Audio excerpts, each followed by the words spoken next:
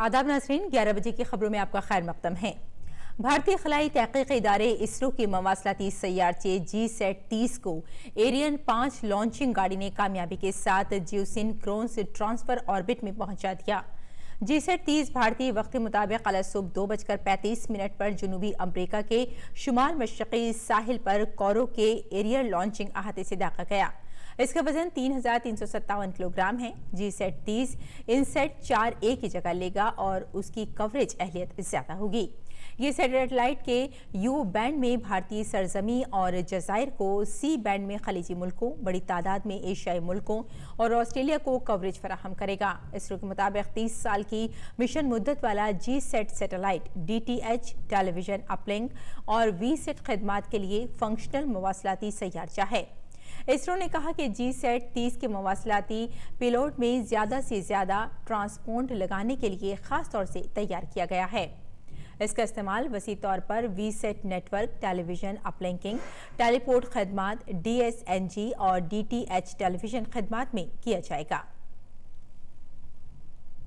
इसरो के UR Rao satellite centre के director P Kunhi Krishnan ने मवासलाती सैयारचे GSAT-30 की कामयाब लॉन्चिंग पर इसरो और एरियन स्पेस टीम को मुबारकबाद दी।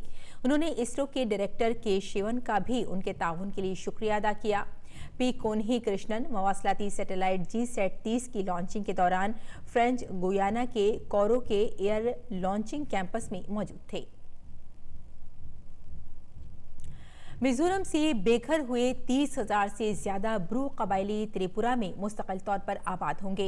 वजीर दाखिला अमित शाह की मौजूदगी में सैफरीक़ी मुआहदे पर दस्तखत किए गए। वजीर दाखिला ने कहा कि इस मुआहदे के बाद ब्रू पनाह गुज़ीनों के मसले का मुस्तकिल हल हो सकेगा। 30,000 के करीब ब्रू पनाह गुज़ीनों को त्रिपुरा में बसाया जाएगा, जिस पर 600 करोड़ रुपए खर्च होंगे। ब्रू पनाह गुज़ीनों को 1200 मुरब्बा फीट के प्लॉट के अलावा 4 लाख रुपए की मदद दी जाएगी। वजीर दाखिला ने कहा कि पनाह गुज़ीनों को 2 साल तक 5,000 रुपए की माहाना मदद भी दी जाएगी। वज़ीर आज़म नरेंद्र मोदी ने ब्रू रियांग पनाह गुज़ीनों को त्रिपुरा में मुस्तकिल तौर से बसाने के लिए किए गए समझौते का खैर मकदम किया है। उन्होंने कहा कि इस कदम से ब्रू रियांग पनाह गुज़ीनों को बहुत मदद मिलेगी।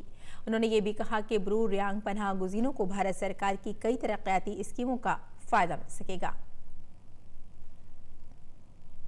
यौम जमहूरिया से कबल श्रीनगर में दहशतगर्द तंजीम जैश मोहम्मद के एक गिरोह का पर्दाफाश करते हुए उसके 5 दहशतगर्दों को गिरफ्तार किया गया है। पुलिस ने बताया है कि 5 दहशतगर्दों के पास से बड़ी मिकदार में धमाका खेज अशिया बरामद की गई हैं। पुलिस ने कहा कि गिरफ्तार किए गए लोगों में सदर बल हजरत बल का एजाज अहमद शेख, आसार कॉलोनी हजरत बल का उमर हमीद शेख और इम्तियाज अहमद चिकला, इलाही बाग सौरो का साहिल फारूक गुजरी और सदर बल हजरत बल का नसीर अहमद मीर शामिल है। वज़ीर आज़म नरेंद्र मोदी ने कल IIM कोझिकोड में ग्लोबलाइजेशन इंडियन थॉट मौजू पर मुनक़िद इजलास का वीडियो कॉन्फ्रेंसिंग के जरिए इफ्तिताह किया। इस मौके पर वज़ीर आज़म ने कहा कि भारत की सोच से दुनिया को बहुत कुछ मिला है और मज़ीद बहुत कुछ मिल सकता है।